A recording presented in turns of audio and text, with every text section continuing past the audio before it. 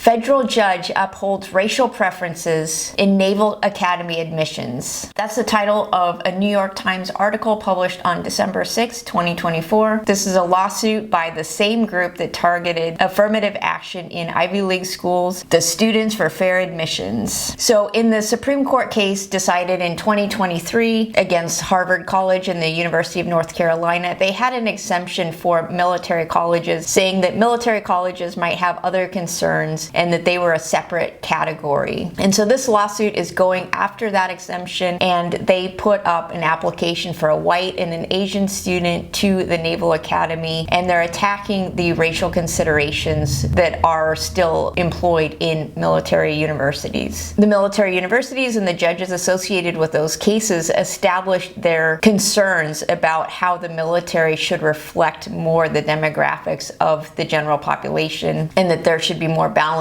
between officers and enlistees. However, of course, the Students for Fair Admissions organization went after those arguments and tried to flip them on the head and say that these considerations are actually upholding segregation rather than having a more reflective student body. The article talked about different percentages and the racial gap between officers and enlistees as well. It said that in the Navy, 52% of enlistees were people of color, whereas 31% of officers were, and that the Marines were the least diverse branch of the military. However, with the incoming Trump administration, Trump could affect the outcomes of this case by either having an executive order or having some kind of agreement between Students for Fair Admissions and the Department of Justice. And so we'll see the outcomes of how this case might change, but for now, just that race can be taken into consideration within the whole picture of the admissions process to these elite military academies.